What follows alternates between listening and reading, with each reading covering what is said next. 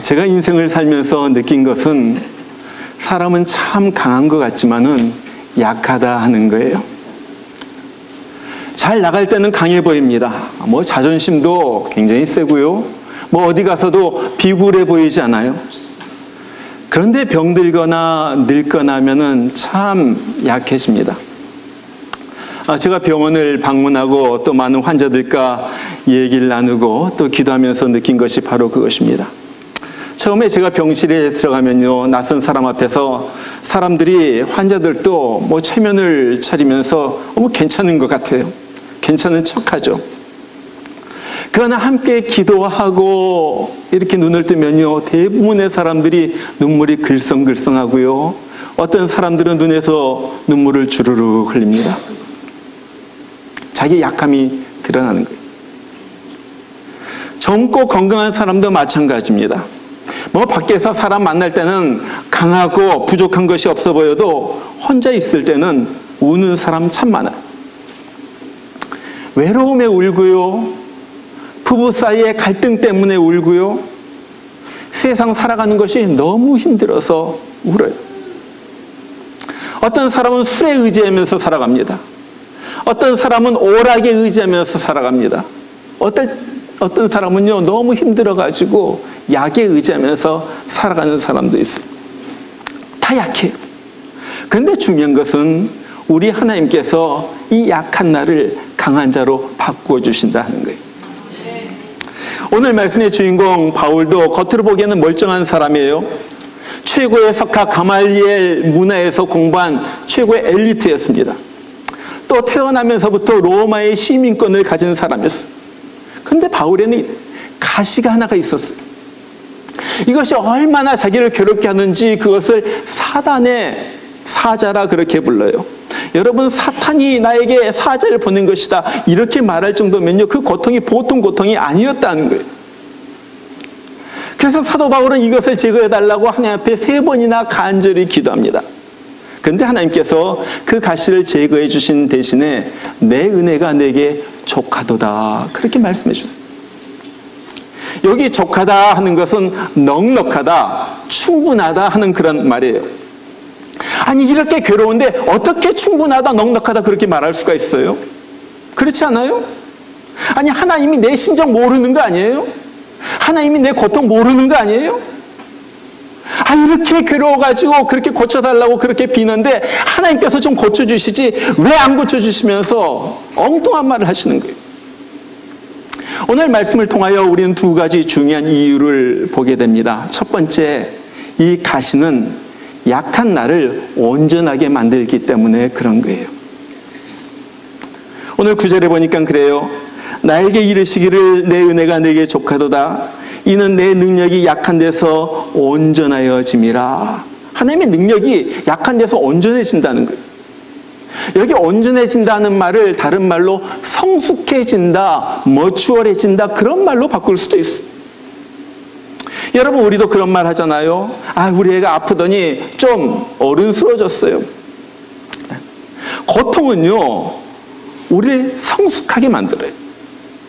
여러분, 우리도 얼마든지 경험을 합니다. 고통이 없었다면요, 우리도 얼마나 못돼 먹은 성격을 가졌는지 몰라요. 자랑하길 좋아하고요, 오만하고요, 뻐기길 좋아하고요. 사실 인생에 고통이란 것이 없다면, 가시가 없다면요, 사람 구실을 못해요. 우리가 요즘 뉴스에서 늘 보았던 대한항공 일가를 봐도 마찬가지예요. 이 사람들은요, 아버지, 엄마, 자녀들 셋 다 할 것 없이 태어나면서 금수저를 물고 태어난 사람들. 살아오면서요, 부족한 것을 모르는 사람이에요. 고통이란 것을 모르는 사람이에요. 그러니까요, 누가 자기 비위를 맞추지 못하면요, 그냥 소리를 버럭버럭 지르면서 온갖 성질을 다 부어대는 거예요. 어떤 사람은요, 이 사람들이 분노 조절 장애를 가졌을 것이다 그렇게 얘기를 하기도 해요. 근데 제가 곰곰이 생각해 보니까요, 저 같아도요, 제가 전혀 부족한 것이 없이 조그만 고통도 없이 정말 왕처럼 자랐더라면요, 저도 그럴 것 같아요. 한마디로 우리 모두가요, 못돼 먹은 성격을 갖다 갖게 된다는 거예요. 부족함이 없다면 그렇게 되는 거예요. 교만해지고요, 그래서 고통은요, 우리를 성숙하게 하는 거예요. 여러분, 우리가 잘 아는 요셉도 종살이, 옥살이를 통하여 사람이 됐잖아요. 처음엔 아버지 사랑을 독차지하면서 뭐 말도요, 생각 없이 그냥 내뱉던 사람이에요. 눈치가 없어가지고 없는 사람 마음을 갖다 헤아리질 못해요. 그래가지고 12 아들 중에서 혼자 채색 옷을 입고 다니잖아요. 여러분, 그걸 갖다가 좀 비교해보면요, 그런 거예요. 형제들은 자전거, 이 더운 여름에 자전거 막 몰고 다니는데 자기는요, 스포츠카 쫙 몰고 옆을 지나가는 거예요. 좀 남의 마음을 갖다가 헤아리지 못합니다. 얼마나 얄밉겠어요? 그것뿐만이 아니죠. 남의 잘못을 눈 감아주질 못해요. 형이 잘못하면요, 형이 실수도 하겠지. 뭐 그러고 눈 감아주면 어때요? 그냥 아버지에게 달려가가지고 형이 요렇게 했대. 저 형은 저렇게 했다고서 고자질해요. 여러분, 형편없죠? 자, 이런 요셉이 애굽으로 팔려갑니다. 거기에서 혹독한 고생을 하죠. 억울한 일을 당하죠. 종살이, 옥살이를 통해 가지고 어떤 사람으로 변해요? 잘 참는 사람, 이해해주는 사람, 포용해주는 사람, 기다려주는 사람, 이런 사람으로 바뀌는 거예요. 한마디로 고통을 통하여 요셉은 대제국 애굽의 총리감이 된 거예요. 뭐예요? 고통이 만든 거예요. 여러분, 요셉뿐만이 아니에요. 모세도 그렇고요, 다윗도 그래요, 요나도 그래요. 모든 하나님의 사람들은요, 한 번씩 고난의 풀무불을 통과하는 사람들. 오늘 바울도 마찬가지입니다. 바울도요, 아주 유복한 환경에서 집안 좋은 가문에서 부족함 없이 자랐어요. 최고의 학부를 나왔어요. 바리새인 중에 바리새인이라 그래요. 유대 사회 가도 어디든가 뭐 꿀릴 데가 없는 사람이에요. 그러면서 로마의 시민권을 태어나면서부터 가졌어요. 이것은요, 보통 사람 가지지 못하는 거예요. 가문이 좋았다는 거예요. 넉넉했다는 거예요. 이 로마의 시민권을 가지면요, 웬만한 죄로는 체포당하지도 않아요. 뭐 큰 죄를 저질러야만 경찰에 끌려갈 정도예요. 사람들이 건드리지 못하는 사람이에요. 그러니까요, 바울도 보통 성격의 사람이 아니었거든요. 저쪽에서 사람들 예수 믿는다고 좀 자기네들끼리 예배 드리면 뭐 어때요? 그거 못마땅해가지고 그런 사람들 잡아 죽인다고 저쪽까지 곳곳 다니면서 막 사람들 잡아 죽이고 그러잖아요. 보통 사람들이 아니죠. 예수님을 만난 다음에도요, 종종 그래요. 마가가 마음에 좀 안 든다고 선교팀에서 단칼에 잘라버립니다. 너 오지 마. 너 우리 필요 없어. 보통 성격 아니죠.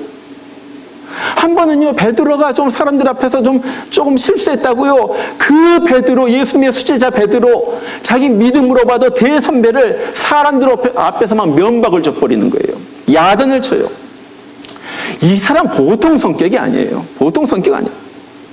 그런데 하나님께서 바울을 성숙한 인격의 사람으로 만들기 위해서 그에게 깊은 가시를 주는 거예요. 아무리 빼달라고 해도 빼주질 않는 거예요. 나중에 바울이 이것이 하나님께서 주신 은혜인 것을 깨닫죠. 그래서 바울은요, 이 가시를 가시라고 말하지 않고 온전케 하는 하나님의 은혜라 그렇게 고백을 해요. 바울보다 더 큰 가시를 가졌던 사람이 있습니다. 미즈노 겐조라는 사람이에요. 이 사람은 초등학교 4학년 때, 저 화면에 나온 사람입니다. 초등학교 4학년 때 뇌성마비를 앓아가지고 온몸을 움직일 수 없는 중증 장애인이 되었습니다. 자기 마음대로 할 수 있는 것은 눈꺼풀 하나밖에 없어요. 눈동자만 돌린 사람이에요. 눈물이 나와도 눈물 닦을 수가 없어요. 죽고 싶어도요, 죽을 수가 없는 사람이에요. 근데 어느 날 이 사람이 미야오라는 목사님을 통해 가지고 복음을 들었어요. 예수님을 영접했어요. 그러면서 자기가 할 수 있는 것이 뭐가 있겠어요? 아무것도 없는데 이 눈 하나 가지고 성경을 읽어내려가는 거예요. 그러면서 자기 자신의 존재의 가치를 알게 됩니다. 사람이 변하기 시작했어요. 얼굴이 밝아졌어요. 마음속에 평안함이 그 속으로부터 흘러나오기 시작했어요. 몸이 부자연스러운 이 미즈노 겐조가 그가 시를 쓰기 시작했습니다. 어떻게 시를 쓰기 시작했냐면은 처음에 이제 의사가 이 겐조에게 이제 진단을 하면서 질문을 하거든요. 겐조 씨, 지금 여기가 아프면요 눈을 깜빡하세요. 눈을 깜빡하면은 아프다는 거예요. 이해라는 거예요. 이러면서 이제 커뮤니케이션을 하기 시작해요. 그러면서 그걸 통해 가지고 그와 똑같이 가지고 어머니랑 같이 말을 나누기 시작합니다. 대화를 이렇게 하는 거예요. 이 글자판 있잖아요. 한국말로 말하면 기역, 니은, 디귿, 리을 쭉 써놓고 밑에 아야, 어요 탁 써놓고요. 엄마가 기억하면은 기억이 아니면 가만히 있는 거예요. 니은이면요, 니은 딱 짚을 때 눈을 깜빡하는 거예요. 디귿 아니면 그냥 패스하고, 그 다음에 또 아 할 때 눈 깜빡하면 아 이것이 나이구나 해가지고 나 글자를 하나를 쓰는 거예요. 그러니까요 한 줄을 쓰는데 얼마나 시간이 오래 걸리겠어요. 그렇게 해가지고 시를 하나씩 써 내려갑니다. 이래가지고 수백 편을 썼는데 그 중에 하나가 괴롭지 않았더라면, 이런 시예요. 괴롭지 않았더라면. 저는 이 시를 보면서 놀랬어요. 어떻게 이런 시가 나올 수가 있겠는가. 한번 제가 읽어볼게요. 이런 시입니다. 간단한 시예요. 만일 내가 괴롭지 않았더라면 하나님의 사랑을 받아들이지 못하였을 것을. 만일 모든 형제 자매들이 괴롭지 않았더라면 하나님의 사랑이 전해지지 않았을 것을. 만일 우리 주님이 괴롭지 않았더라면 하나님의 사랑은 나타나지 않았을 것을. 여러분, 이것은요 복음의 핵심입니다. 무슨 말이에요? 내가 고통이 없었더라면요 내가 하나님의 사랑을 받아들이지 않고 예수도 믿지 않았을 거라는 거예요. 우리에게 지옥의 고통이 있다는 사실을 하나님이 인지하지 않았다라면은 예수를 보내어 가지고 그럴 필요도 없었을 거라는 거예요. 그리고 예수님께서 십자가에서 죽으신 그 극심한 고통이 없었다라면은 그 하나님의 사랑이 우리 가운데 전달되지도 않았고 우리가 구원도 받지 못했을 거라는 거예요. 이 세 가지 간단한 문장 속에 복음 핵심이 들어있어요. 도대체 이 아픈 사람, 교육도 많이 받지 못한 이 사람이 어떻게 해서 이렇게 복음의 핵심을 갖다 꿰뚫어 뚫는 이런 시를 지을 수가 있었어요? 그 고통을 통하여 주님을 알아가기 시작한 거예요. 고통을 통하여 주님의 고통을 갖다 몸소 체험했어요. 이 고통을 통하여 하나님께서 나를 이 땅에 보내신 그 이유를 알게 하신 거예요. 여러분, 이것입니다. 뭐예요? 고통은요 우리를 성숙한 사람으로 만드는 거예요. 고통은요 우리를 예수의 인격을 닮은 사람으로 만드는 거예요. 고통은요 우리로 하여금 점점 바뀌어져 가지고 결국 하나님께서 가장 멋진 사람으로 우리를 만드는 거예요. 그래서 고통은 은혜라는 거예요. 이것이 가시가 주는 첫 번째 의미. 자, 두 번째는요 가시는 약한 나를 강하게 만들기 때문에 그래요. 그래서 가시를 없애주지 않는 거예요. 약한 나를 강하게 만드는 것이 가시라는 거예요. 오늘 9절에 보니까 그렇게 말해요. 그러므로 도리어 크게 기뻐함으로 나의 여러 약한 것들에 대하여 자랑하리니 이는 그리스도의 능력이 내게 머물게 하려 함이라. 바울 보니까요 가시를 가지고 기뻐한다고 그래요. 그리고 자기의 약한 것들을 자랑한다는 거예요. 여러분, 우린 약점을 감춥니다. 우린 대부분의 사람들은 그래요. 그리고 강점만 드러내려고 합니다. 그런데 오늘 바울은요 약한 것을 자랑한다는 거예요. 왜 그렇습니까? 그것이 그리스도의 능력이 내게 머물게 하기 때문에 그렇다는 거예요. 여기 머문다 하는 말은요 장막을 펴고 함께 산다는 말이에요. 여러분 그러잖아요. 우리가 어디 가면요 텐트를 칩니다. 텐트를 치고 같이 그 안에 들어가서 같이 사는 거예요. 이것이 머문다 하는 거예요. 즉 가시는요 하나님의 능력이 나와 함께하는 그런 은혜를 갖다가 나에게 가져온다는 거예요. 여러분, 그래서 어떻다는 것입니까? 그 하나님의 능력이 나에게 머물므로 인해 가지고 내가 강해진다는 거예요. 그것이 오늘 10절이에요. 그러므로 내가 그리스도를 위하여 약한 것들과 능력과 궁핍과 박해와 공고를 기뻐하노니 이는 내가 약한 그때 강함이라. 강함이라.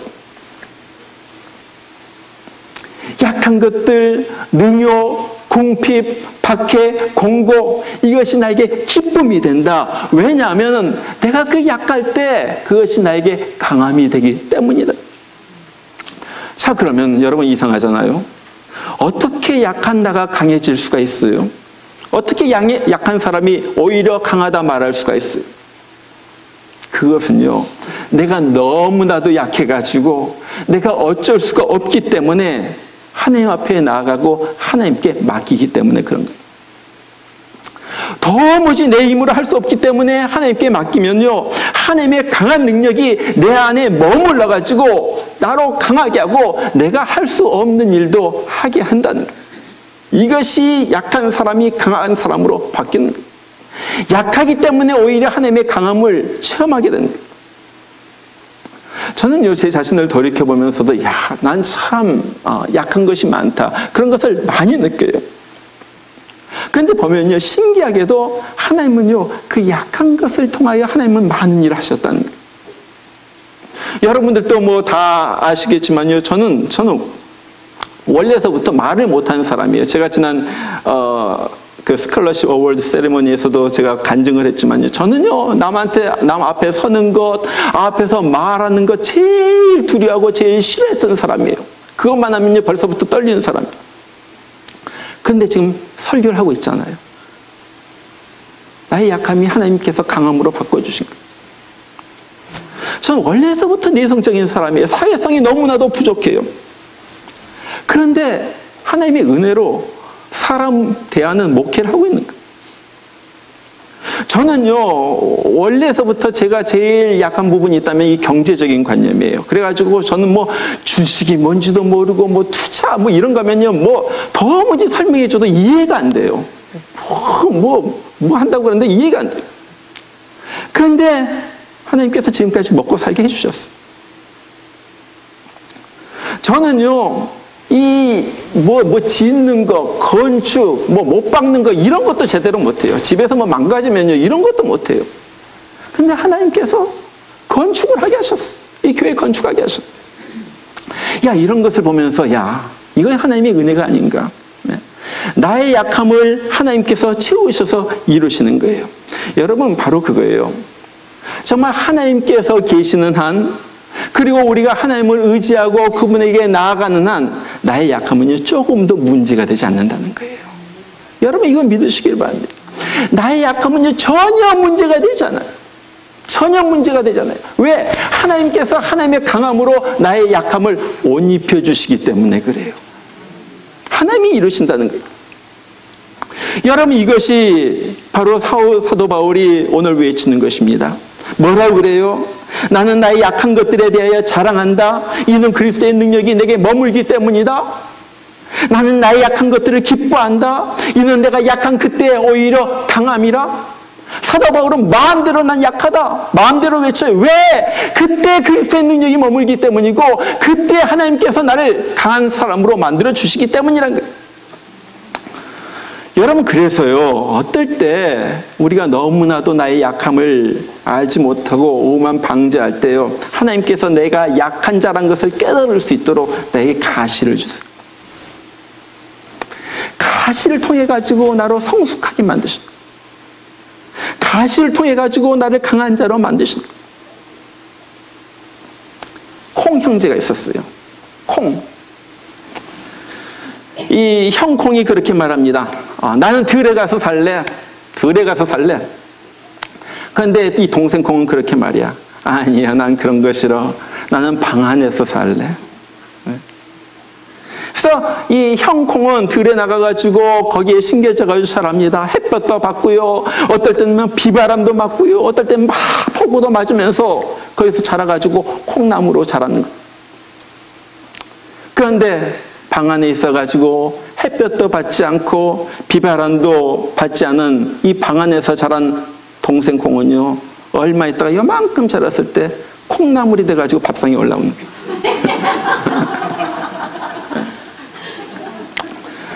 여러분, 같은 콩이지만은 햇빛을 받고 비바람과 뭐 온갖 풍파를 갖다 맞으면서 자라면요 나무가 되지만요 온실에서 자라면요 콩나물밖에 못해요.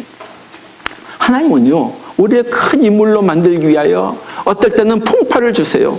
비바람을 주세요. 어떨 때는 흔들리게 하세요. 어떨 때는 기가 막힌 일을 당하게 하시는 거예요. 바로 그거예요. 나로 나무를 만들기 위하여. 여러분 우리 다 나름대로의 가시도 있고요. 약함도 있죠. 어떤 사람은요 경제적인 약함이 있어요. 어떤 사람은 건강에 약함이 있어요. 어떤 사람은 자녀가 가시가 되어서 나를 찌르기도 해요. 어떤 사람은 인간관계에 약함이 있기도 해요. 어떤 사람은 사업에 여러 가지 문제가 나를 항상 괴롭히는 경우도 있어요. 그러나 이 약함 때문에 두려워하거나 절망하지 마시길 바랍니다.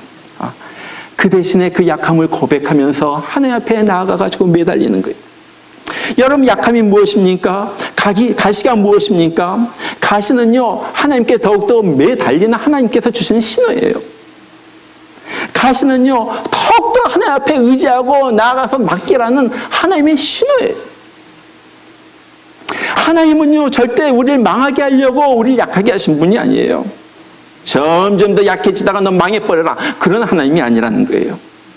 너 가시로 인하여 너 죽어버려라 이런 하나님이 아니라는 거예요.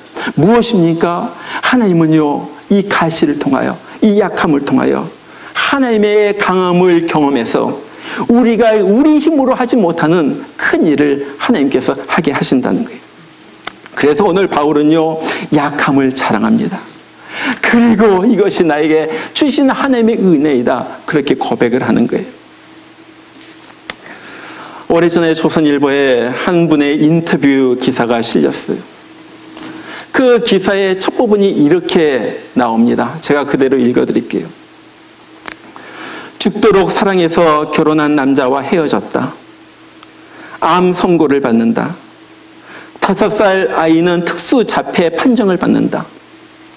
실명의 위기가 닥친다. 가장 사랑했던 맏아들은 25 꽃같은 나이에 돌연사한다. 이토록 이민아에게 있어 시련은 일상이었다. 첫 결혼 후 30년 세월이 흐르는 동안 웃은 날보다 가슴 치며 우은 날이 많았다. 그러나 이민아는 말한다. 모든 시련과 고난이 내게 축복이었다고. 기사 첫 번째 부분이 이렇게 시작이 돼요. 여러분 아시는 분도 많이 있을 거예요. 우리 이민아라는 사람은 초대 문화부 장관을 지냈던 이어령 교수의 딸입니다. 이어령 교수, 자기 아버지도 교수이고요. 자기 엄마도 교수이고요. 그런 집안에서 유복하게 자랐어요. 부러울 것이 없는 삶을 살았어요. 공부도 잘해가지고 이화 여대에 진학해가지고 영문과 불문과를 갖다가 동시에 공부하면서 3년 만에 졸업해버립니다. 그러니까 수재이죠. 그리고 1981년에 졸업하자마자 나중에 민주당 대표를 지낸 김한기라는 청년과 사랑에 빠져가지고 부모가 반대하는 결혼을 한 다음에 미국으로 유학을 떠나요. 그것이 22살 때예요. 22살 때 벌써 결혼해가지고요. 미국으로 온 거예요. 이분의 얘기를 들어보면 그래요. 말도 안 통하는 미국에서 죽을 고생을 합니다. 미국에 와가지고 아이 낳죠. 공부해야죠. 먹고 살기 위해서 돈 벌어야죠. 죽을 고생을 하는 거예요. 자기 남편이랑 자기가요. 이 흑인들도 일하지 않는 그런 험악한 일을 했대요. 밤새워가지고 가스 스테이션에서 가스 펌프해주고요.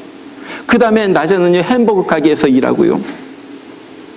그러면서 남편과의 이 갈등이 쌓이기 시작하는 거예요. 서로 다 피곤하니까요.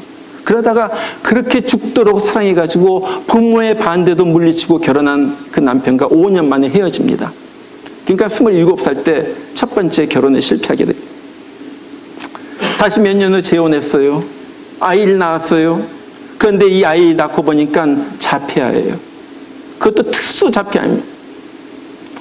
애를 갖다 학교에 보내려고 초등학교에 집어넣는데 초등학교에서 받아주질 않아요. 조금 있다가 쫓겨나고 조금 있다가 쫓겨나고 그래가지고 초등학교를 5번을 옮깁니다. 그리고 겨우 중학교에 들어갔는데 중학교도 1년을 다니다가 쫓겨났어요.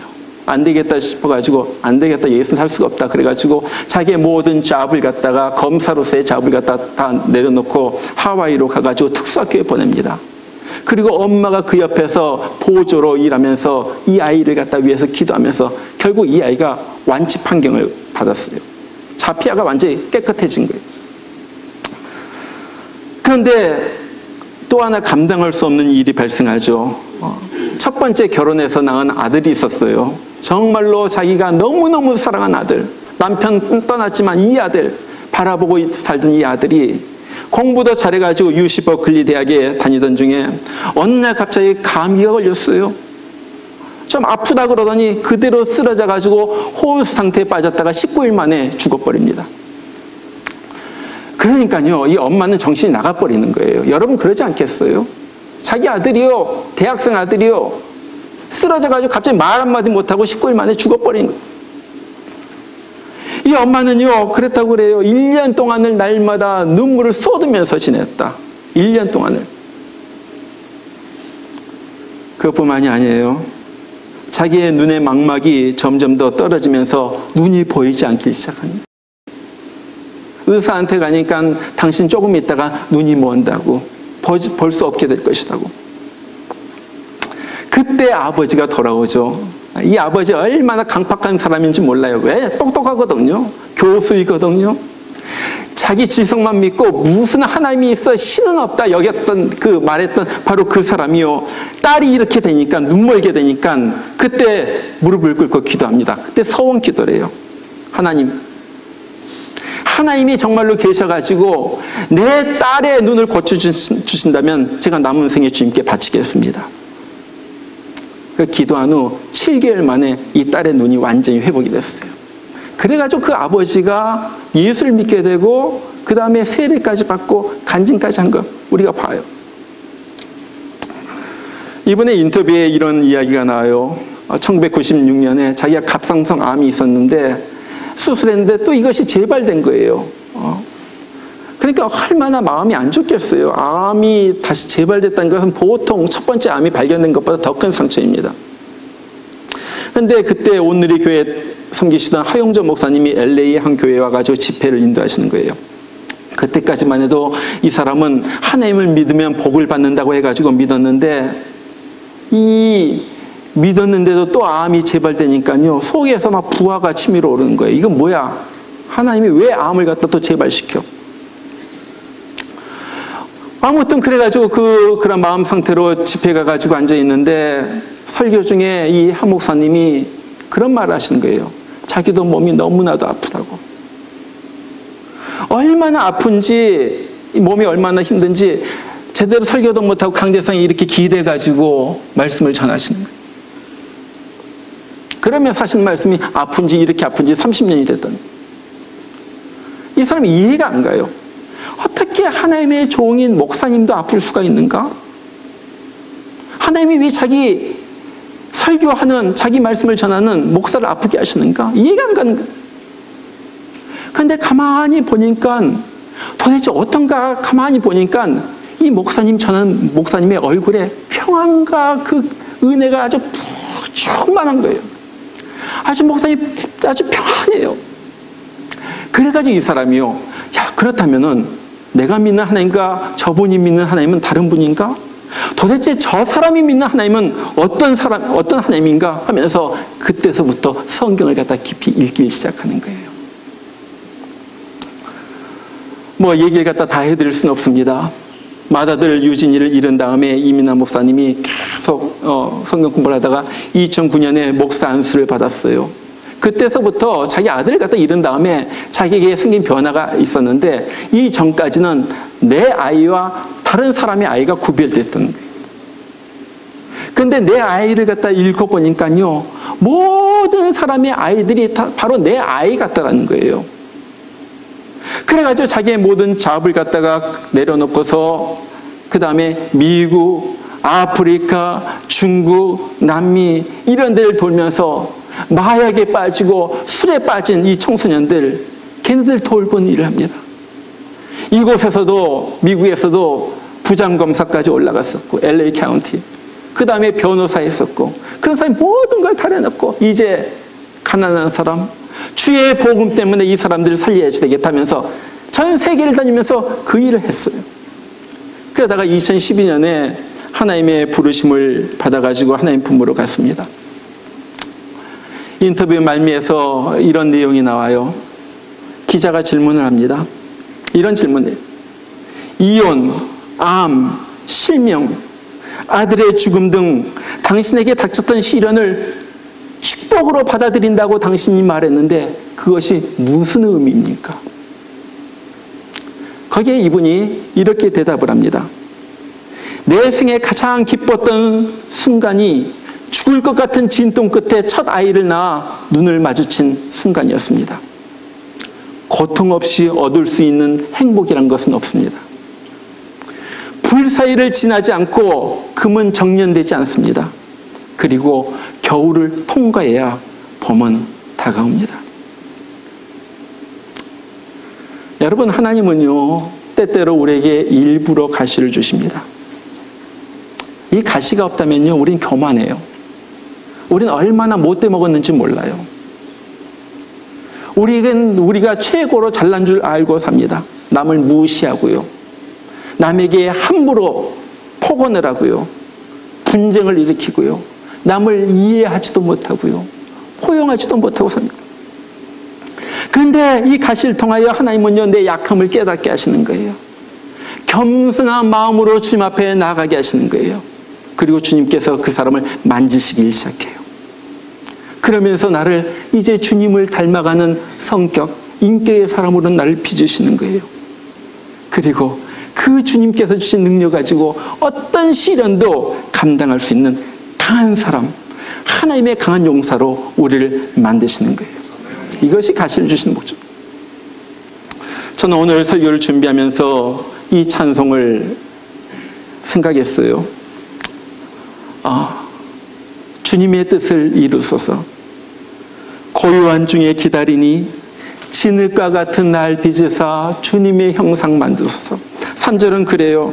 주님의 뜻을 이루소서. 병들어 몸이 피곤할 때, 육신의 병이든 마음의 병이든 여러 가지 문제로 우리가 시달릴 때 권능의 손을 내게 펴사 나를 새롭게 만들어 주십시오. 새로운 사람으로 만들어 주십시오. 우리 같이 한번 불러봐요. 우리 1절 3절만 부를게요. 주님의 뜻을 이루소서.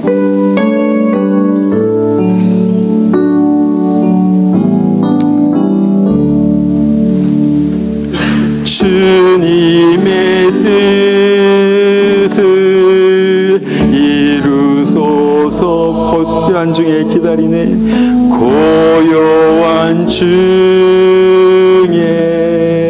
기다리니 진흙과 같은 날 빚으사 진흙과 같은 날 빚으사 주님의 형상 만드소서. 주님의 뜻을 이루소서. 주님의 뜻을 이루소서. 병들어 몸이 피곤할 때, 병들어 몸이 피곤할 때 권능의 손을 내게 펴사 권능의 손을 내게 펴사 새롭게 하여 주옵소서.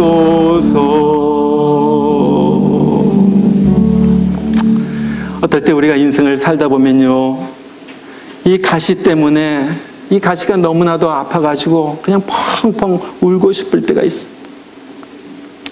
너무나도 힘들고 너무나도 고통스러워서 어떻게 해야 할지 헤어나오지 못할 것만 같은 때가 있어요. 그러나 여러분 그때 기억하시길 바랍니다. 하나님께서, 나를 사랑하는 하나님께서 이것은 나의 유익을 위하여 주신 것이다. 이것이 은혜이다. 이것을 통하여 하나님께서 나를 더욱더 성숙한 주님의 인격자로 만드시는 거예요. 이것을 통하여 주님께서 장막 안에 나와 같이 동거하여 주시고 그 안에서 나에게 능력을 베푸셔서 나를 어떤 시련도 이겨낼 수 있는 하나님의 귀한 강한 자로 만드신 거예요. 그리고 나서 말 못할 은혜로 나를 날마다 천국에 갈 때까지 인도해 주시는 거예요. 가시로 인하여 너무 슬퍼하거나 낙심하지 마시길 바랍니다. 이것이 하나님의 은혜가 되기를 바랍니다. 이것이 정말로 하나님께서 나에게 주신 은혜입니다. 이것 때문에 감사합니다. 그러면서 나아가길 바랍니다. 여러분들과 함께 우리 주님께서 동행해 주시고 천국까지 인도해 주실 것입니다. 우리 같이 한번 기도하겠습니다. 오늘 말씀을 붙들고 기도하시길 바랍니다. 정말로 주님, 나에게 가시가 있고 어려움이 있고 정말 힘든 것이 있습니다. 그러나 이것 때문에 내가 살아갑니다. 이것이 나를 살립니다. 이 은혜에 감사합니다. 내가 더욱더 주님의 형상으로 바뀌어지길 원합니다.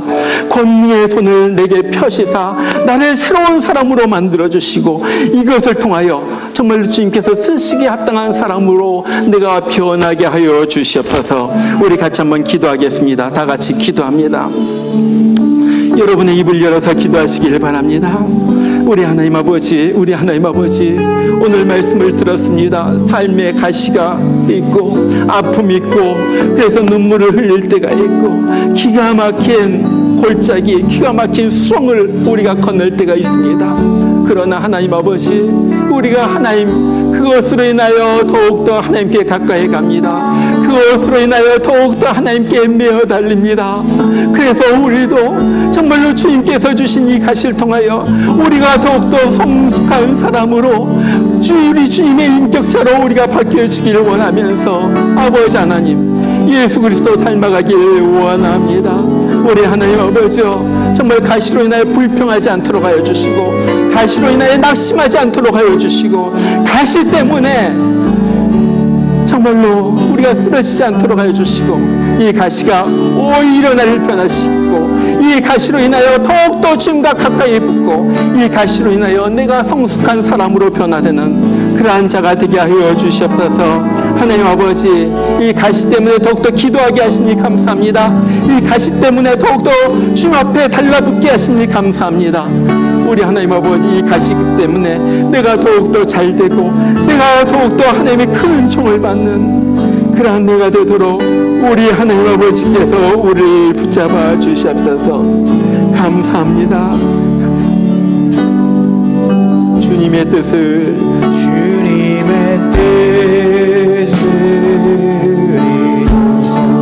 고요한 중에 기다리니 고요한 중에 기다리니 진흙과 같은 날 빚으사 진흙과 같은 날 빚으사 주님의 영상 만드소서. 주님의 뜻을 이루소서. 주님의 뜻을 이루소서. 주님 발 앞에 엎드리니 주님 발 앞에 엎드리니 나의 마음속을 살피시사 나의 마음속을 살피시사 눈보다 주님의 뜻을 이루소서. 주님의 뜻을 이루소서. 병들어 몸이 피곤할 때 병들어 몸이 피곤할 때 권능의 손을 내게 펴사 권능의 손을 내게 펴사 새롭게 하여 주옵소서.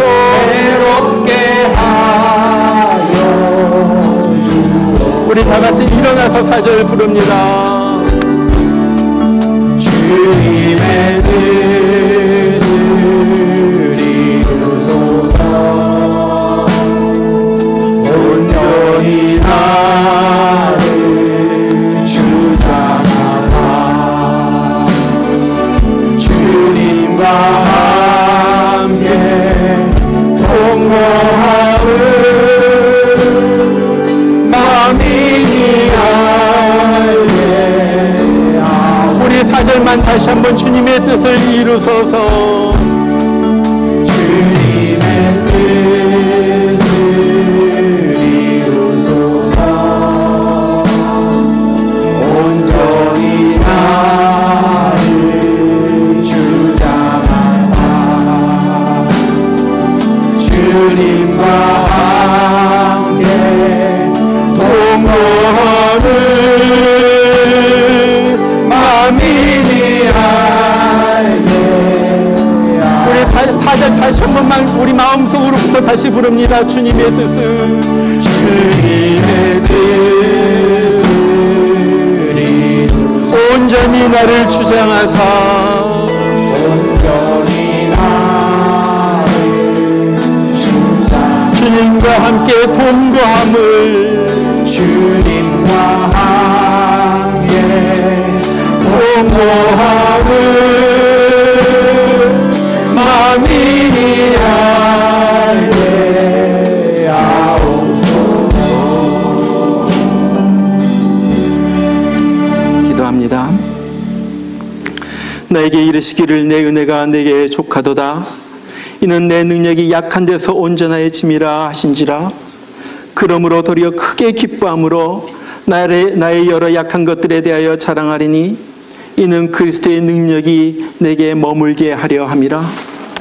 이제는 약한 나를 강하게 하시기 위하여 이 땅에 오셔서 우리 대신에 십자가의 그 고통 당하시고 죽으신 우리 주 예수님의 그 크신 은혜와 지옥의 고통에서 건지시기 위하여 하나밖에 없는 아들을 기꺼이 내어주신 우리 하나님 아버지의 그 말로 다 알 수 없는 사랑하심과 우리가 약한 가운데서 부르짖을 때 우리의 소리를 들어주시고 이 고통을 통하여 더욱더 주님의 인격을 닮은 사람, 어떤 시련도 어떤 역경도 이길 수 있는 주님의 용사로 만들어주시는 성령의 역사하심이, 주님 내가 여기 있습니다. 나를 붙들어 주시옵소서. 이 가시를 잘 견디게 하여 주시고 이것을 통하여 예수님의 모습을 닮아가는 사람으로 나를 변화시켜 주시옵소서. 고백하는 모든 사람들 10년 가운데 이제부터 영원토록 함께 하시기를 축원하옵나이다. 아멘.